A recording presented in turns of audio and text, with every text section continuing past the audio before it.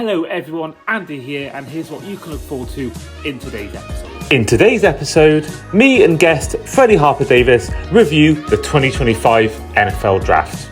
I give my take and my theory as to why Shedeur Sanders fell in the draft. The worst thing he did was have his sort of draft party televised because Freddy gives his take on his Steelers draft class. I think we got a really good player there, and he was one I was hoping we'd end up picking. Hope you guys enjoy.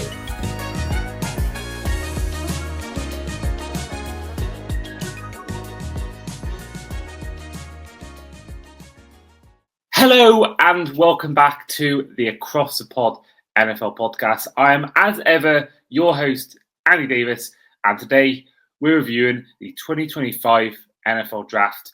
With me, I've got a special guest, but before we do all this, let's take you back to on this day. Now, on this day, the likes of Wes Welker, Miles Sanders, Curtis Martin, and Bradley Roby were all born, and in 1969, trucking manager Leonard Toews bought the Philadelphia Eagles for back then a professional sports record of $16.15 million. Now, as well as before we go on to our special guest as well, we did a vote back in the day. In a few episodes ago, me and Steve McGuinness, our best ever NFL roster to not win a Super Bowl. But we left a tight end spot available for you guys to vote. And it was between Antonio Gates and Tony Gonzalez.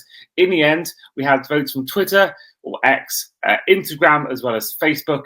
And in the end, the winner just about was Antonio Gates. He will be our tight end in our all-time roster of NFL players not to win a Super Bowl. Now, today's guest, let's bring him in. He is a returning fan favourite, a regular on this show. Back with us today is Freddy Harper-Davis. Freddie, how the devil are you?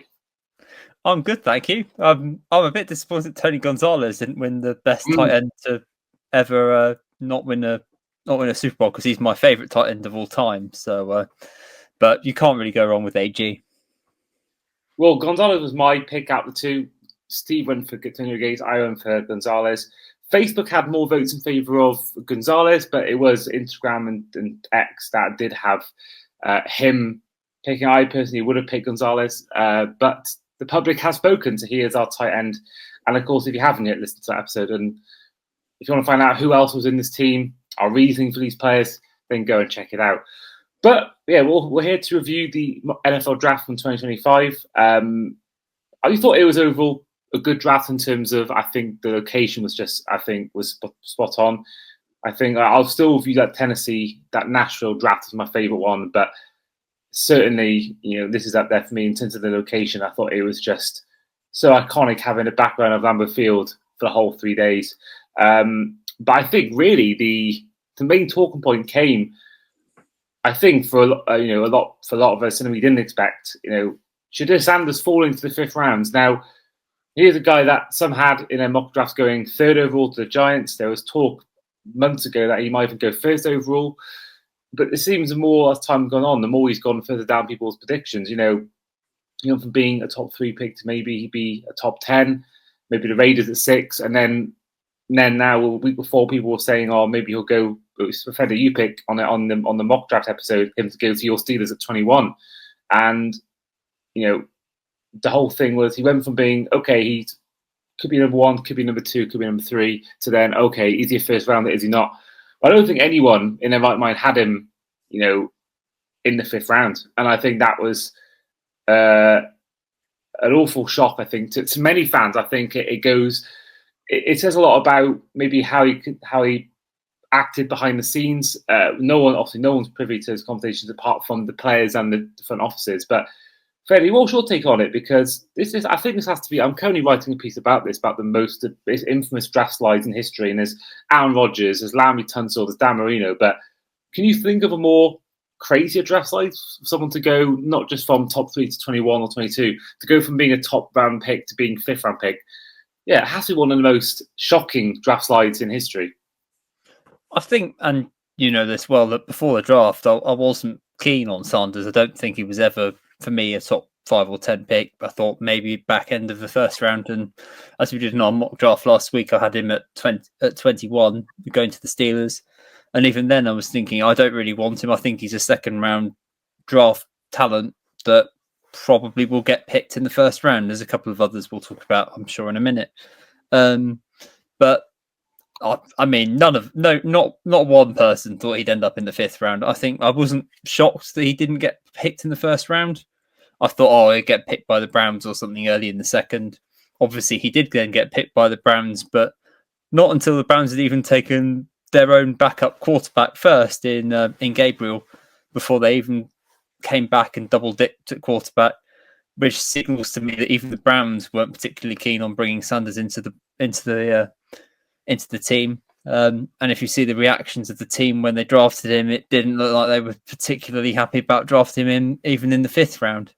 The next question is, if the Browns didn't draft him, who would have done? And I'm not particularly convinced teams like the Steelers, the Saints, who went with a quarterback in the 2nd round, who, to be honest, isn't as talented as Sanders, does raise the question as to just how bad were those draft interviews. What was he saying? What was he doing?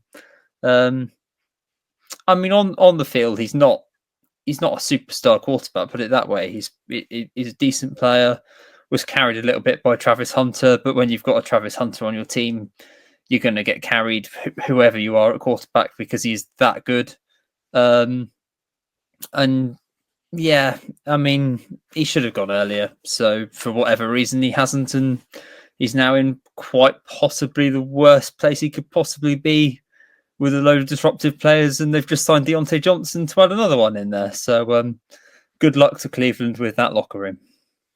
Yeah, that's something I've thought about, is how bad that quarterback room's could be. I mean, obviously you've got the opposite to the rest of the room in Joe Flacco, but you think about, obviously we all know what Deshaun Watson, what kind of controversy he brings, and then I think Sanders is probably not. I mean, there's an argument to make that, the hungry Sanders could be wrong, because Larry Tunsil had this draft side, but actually in his career he's not had any sort of problems. But then on the flip side, Johnny Manziel had all these red flags, and then he ended up having a disastrous career. And I've seen clips of him training with Cam Ward, and Sanders asked him to make a record, and Cam Ward's like, "I'm here to play football." And I think that clip alone should have been a big sign of things to come. But I think for me, I've got a theory about his slide, because I think that even players with red flags have gone in the 1st round or 2nd round. But for me, whenever you see on TV coverage, you see draft rooms of NFL teams, front offices, they always have the coverage in the background. And I think the worst thing he did was have his sort of draft party televised, because the big thing I noticed from the whole draft coverage and showing his sort of room when he was with Deion Sanders and his friends was, in the wallpaper or the background in his lounge, kitchen, wherever it was a dollar sign. And I think that, for me, I'm pretty sure teams would have seen that and taken an extra thought, because the whole NIL thing is a thing in itself. But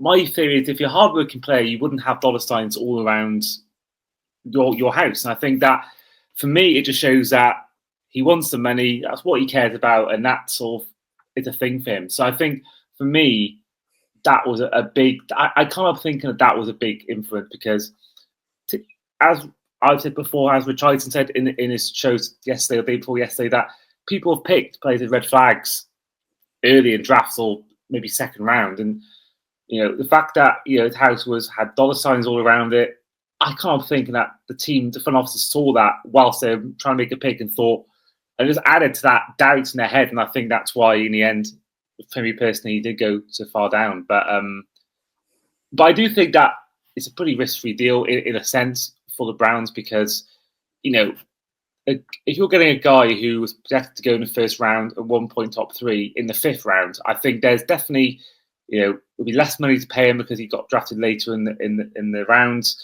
And I do feel like there's no real downside. Obviously, the downside is his personality, but I think if he makes no noise, if he makes zero trouble while playing for the Browns, which is probably unlikely, but you never know, then I think they've got a steal, because to be projected in the 1st round, I think it shows that there's some talent there. I know it's probably other players that are better, but for me, I think that the Browns have taken a risk, but I think it's pretty low risk, because the worst thing they'll do is, if he's a troublemaker, they're not paying him much money, just they'll get rid of him after a year. So for me, the Browns, I think they got a bit of a steal here, and I think he could prove everyone wrong.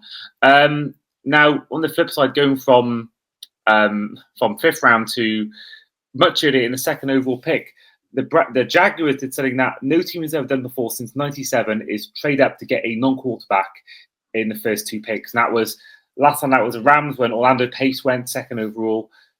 But the Jaguars made a splash, and I think that again, another article I'm talking about is about the splash right away from the GM Gladstone and Todd Cohen, new head coach. That's, you think like D'Amico Ryans when his first draft, he went out and traded up to get the 3rd pick, as well as their second pick they already had.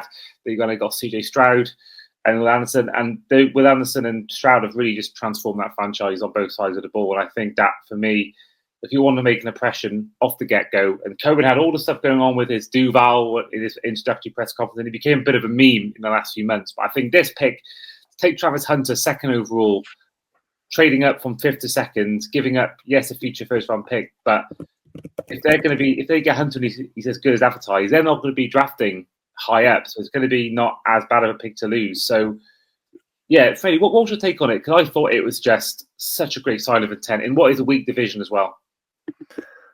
I think that was a good trade from both teams. I think the Browns have been very clever. Travis Hunter could have been a turnaround player for Cleveland, but I've seen so many talented sort of skill, slightly different type players end up in places like Cleveland and just completely flop. So I can see what the Browns are doing. They also desperately need a long-term quarterback, hence why they went and got a 2026 first-round pick.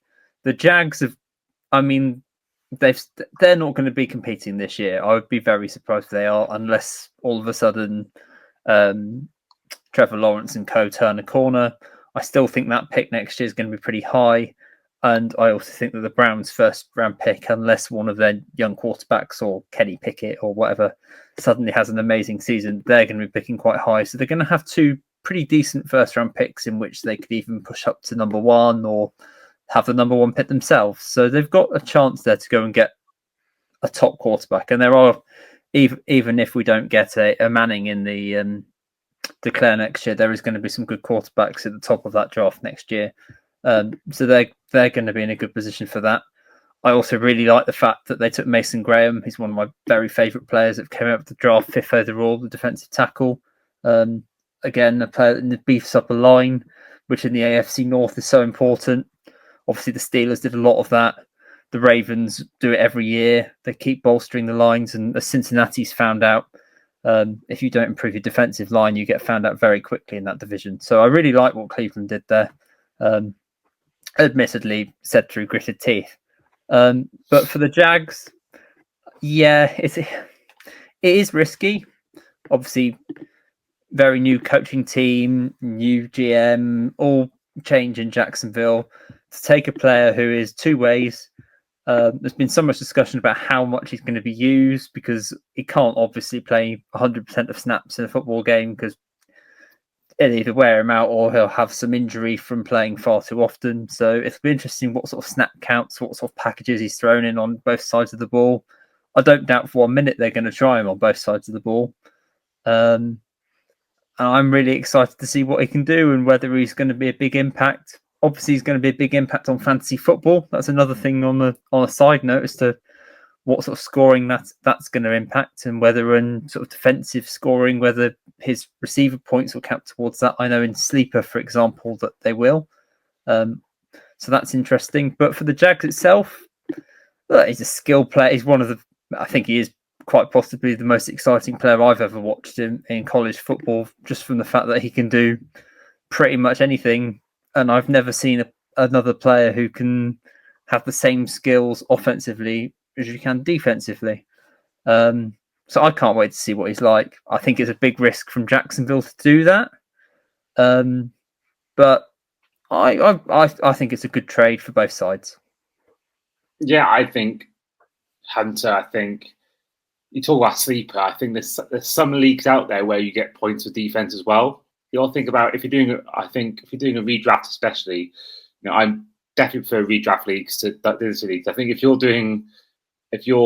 if you're first overall, I think you've got to take him because I think maybe give it a year to see how he does. He might be a bust, you never know. But I think if you get a guy you can play on both sides of the ball and get you extra points like that, I think that he'd be, surely at least a top 5 overall pick in people's redraft leagues if they are having defense making points. Because that's just adds extra points that I think no other player could really offer. But I think for the Jags, I didn't realize he's actually from Florida as well. So bringing the guy home, which I think does add something. I think if you're playing for your hometown team or playing in the state you're from, I think that does.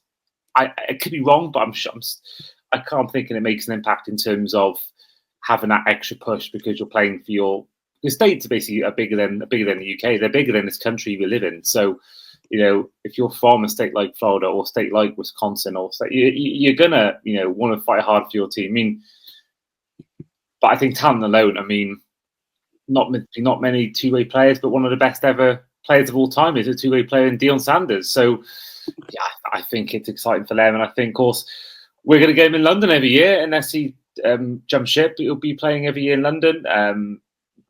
Probably, I don't know whether they're playing twice this year, but last year, the year before, they played twice. So we're going to get him at least once, maybe twice a year now for the next 10 years. And if he becomes as good as we sort of are expecting to be from his college tape, then that can be all the better for the London game because the Jags have been really starved of any stars. I think they've had good seasons. The Saxonville, but I don't think defensive players get the same sort of media coverage as offensive players. I don't think they're as much celebrities. Maybe back in the day, William Perry might have been. A lot of people who don't know the NFL, but in the UK, they know who William Perry is. But most of the time, the stars are on offense. I think that if he is the star that we all think he's going to be, given London every year when the Jags have had who before? Calais Campbell, Jalen Ramsey, you could argue, has probably been the biggest star that they've had that's come to London apart from Hunter now. So, I think it's good for the British game, good for London games, just good for the NFL in general, and good for Jacksonville because they're a team that's been really, I think they got the lowest winning percentage of any team in NFL history. So, good on Jacksonville and good on them. And speaking of which, good on teams. Philadelphia Eagles once again and getting a steal. I did a TikTok about this using the Aaron Paul Breaking Bad. They can't keep getting away with this because every year they get these steals. Last year it was Quinyon Mitchell getting him 22nd overall, DeJean 40th overall, Jalen Carter the year before that 10th overall, Jalen Hurts going back a few years before that in the second round. Howie Roseman deserves. I said it before. I think him and Les Snead are the best GMs in the league, and I think Roseman once again is just proving why he's such a good GM. There's luck involved. Of course, teams have to pass on these players, but to once again get a guy like that 4 in his lap, a guy as good as Jared Campbell, who Daniel Jeremiah, who I'm a big fan of. I always use his opinion first when it comes to college expertise. Out of any of the sort of TV guys, he had him in his top 12 overall players. And Rory Joe Daniels, who's on the show for our mock draft, he called him his draft crush. And he goes 31st overall. The Eagles trading up one spot with the Chiefs. I think this is just another masterstroke from Howie Roseman. I think that it's moves like this. This is why they've made 2 Super Bowls in 3 years. They've won 2 in the last 10. They won the current holders of the trophy. I think Jared Campbell, you must know quite well, Freddie, from your college days watching that. It's just another amazing bit of business, amazing bit of draft sort of movement by Howie Roseman and the Eagles. Yeah, he's a beast. There's nothing more to say. I couldn't believe he was still on the board at 31. It should have been picked 10, 15 picks higher, if not even higher than that. I think in your GM shouts, the only one I would argue is DeCosta at the Ravens, who always seems to... The Ravens are another team like the Eagles who always seem to end up with players that should have been picked far higher than they end up being picked. I think this year a little bit more of a drop. They sort of ended up with players that sort of were around where they normally are. But they're a team I always watch for. The Eagles are the same. You think, oh no, don't let such and such a player fall to the Eagles because they're bound to take them. And every single time these great players fall straight into their hands and they go, thank you very much. We'll just mop them up. So, but that's the advantage of having such a great all-round team is that, and no particular needs, is that if a great player falls, it doesn't really matter what position they're in.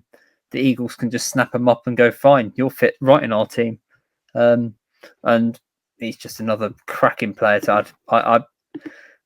I struggle to see a situation in which Campbell goes into that team and it isn't a success. I really don't. I think that's almost one of the, you don't get many in a draft, but that's one of the home run hits.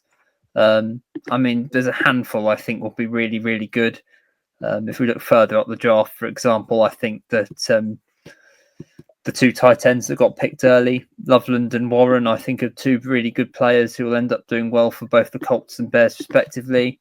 There's some couple of tackles that went early that I really like. Will Campbell, speaking of Campbell's at LSU, at the Patriots, I think again that's pretty much a guaranteed really good tackle pick. But that's probably about it. There's only 5 or 6 players each year that I look at and go, yeah, perfect fit, perfect team. They'll smash it. And once again, the Eagles have done that.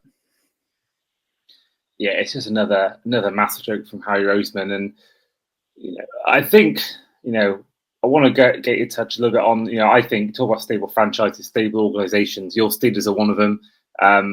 Now, you're one of the guys that were linked with the move for Shedeur Sanders. Now, if I just get quickly up the Steelers draft business, I mean, I think you mentioned before there, it was a pretty uneventful. I think there was no real, big movements from the Steelers. I think it was all pretty ordinary. I don't think there was any sort of particular. I could be wrong. You might think differently, but I don't think there's any sort of big splashes from the Steelers. I think it was pretty solid. I mean, looking at now, you've got Derek Harmon, 21st overall. One I think that could be the one that everyone talks about is Caleb Johnson, running back out of Iowa, 83rd overall. Jack Sawyer, defensive end, 123rd overall, as well as other players like Yaha Black, 164 overall. Will Howard, quarterback, 185th overall. Carson Bruner, linebacker, 226th overall. And cornerback Dante Kent, 229th overall. I mean, yeah, not many big names there. I mean, I think if you took Sanders, it would have been a pick that got a lot of media coverage. But what was your take on your team's draft? Very good, I think. I think we've picked in Harmon probably, I would argue, is the best defensive tackle in the draft. You might think differently with the Dolphins, but I think we got a really good player there. And he was one I was hoping we'd end up picking when he fell to us because he's almost like a mini Cam Hayward.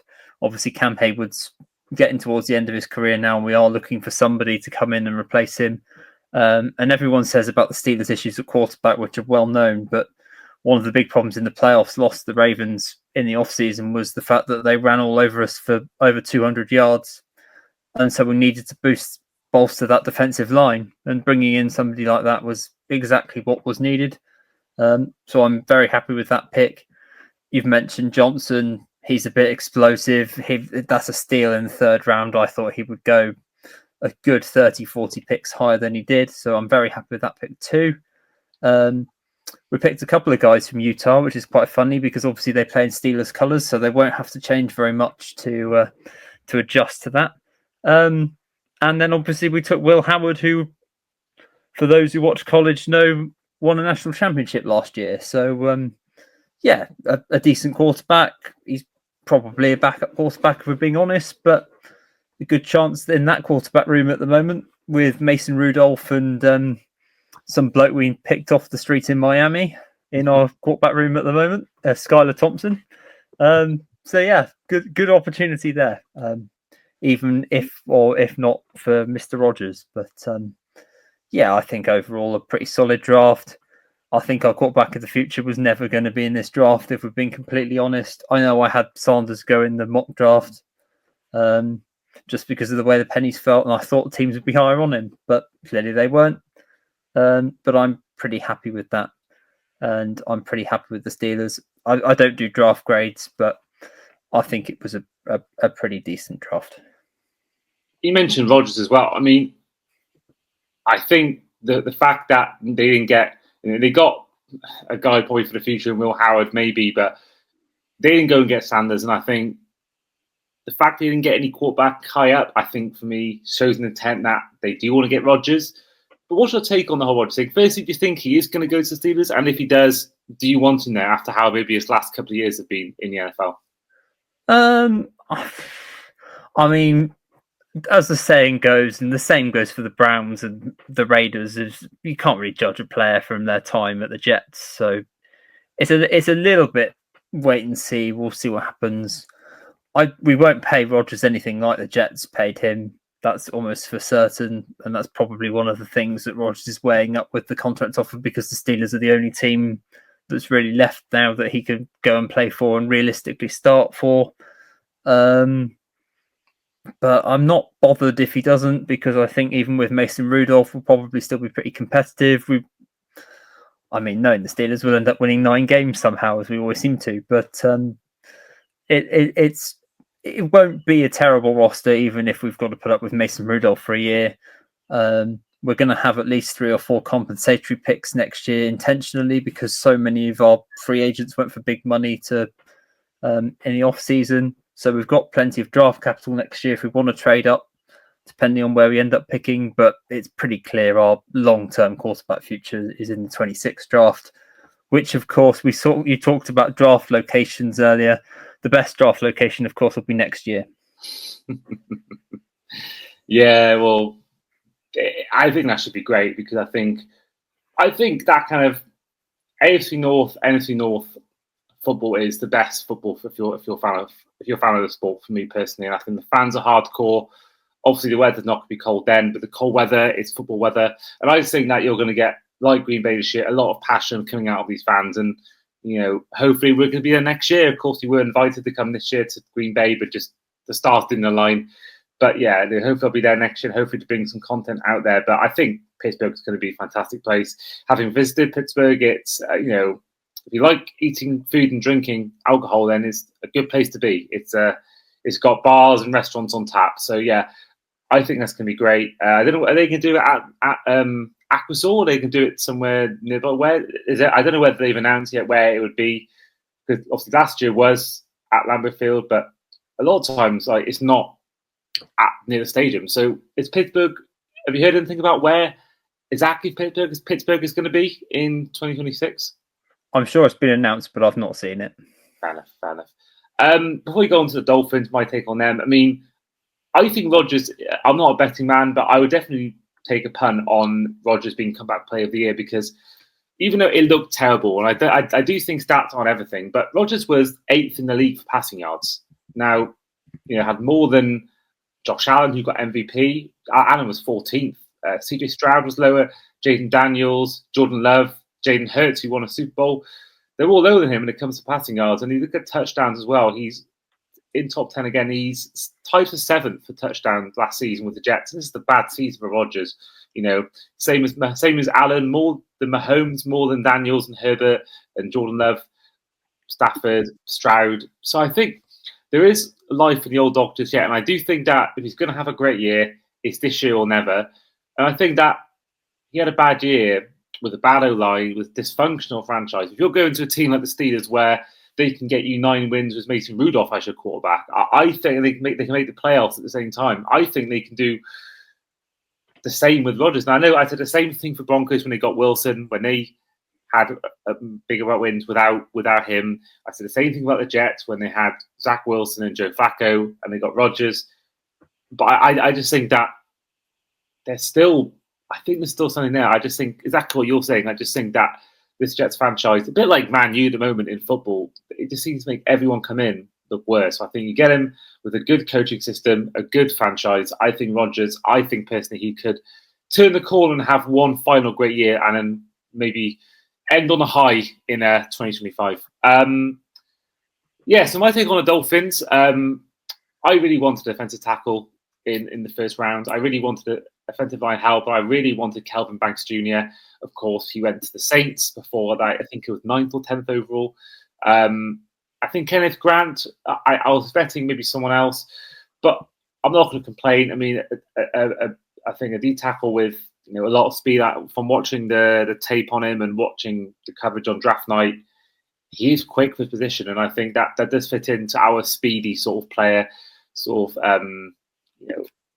our DNA of our team right now seems to be just speed. So I'm not upset about it. I think once Kelvin Banks went, and I think also we all know Mason Graham will be gone by that point. I think that it's not too bad a pick. I think what I was more happy about was the team actually trading up to get a lineman, because we've seemed to have neglected that position for many years. many years we don't wait. We wait till the third round or fourth round to get a lineman, and all the good ones are gone. But I think I'm glad we went out, and we don't know whether this pick will be good or not. But I think we've gone out and tried to address it. Getting Jonah Savaiinaea out of Arizona, I don't mind it. Again, Freddie, you watch college football. I don't really, so my knowledge is based on watching highlights, reading up Daniel Jeremiah mock drafts, and going from there.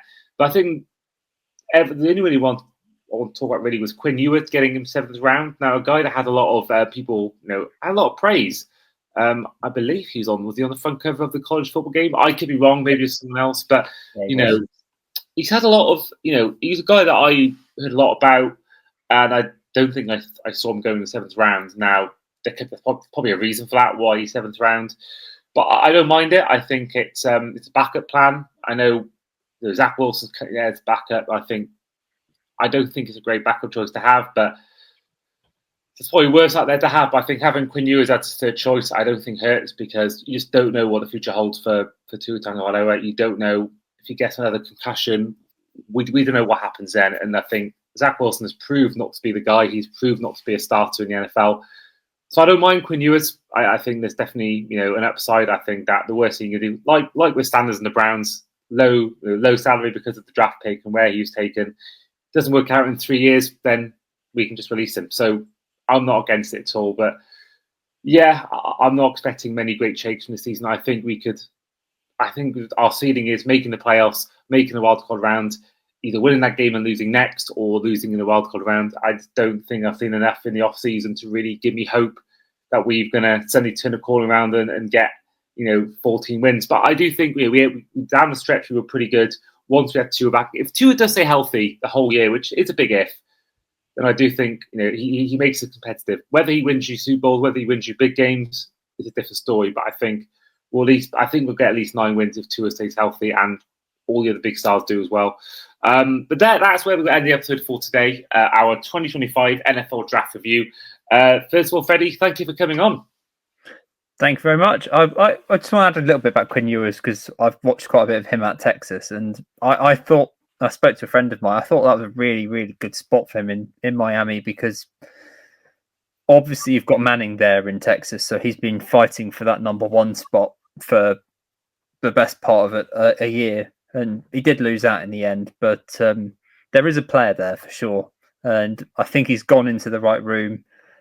You've mentioned all the things about Zach Wilson and Tua as to why he can compete and actually maybe even see the field a bit this year. So I wouldn't say that his career is going to just end up being a career backup. Watch this space with him, because that's an intriguing pick. It could end up being just another 7th round pick dud, but I think when you're that late in the rounds, then you may as well just go for it. So I really like that. Otherwise, thanks for having me on, and I can't wait to talk about the drafts in the coming years and then the season to come. And obviously the Dolphins are going to Madrid and the Steelers are coming to Dublin. So lots of European NFL to look forward to for us both as well.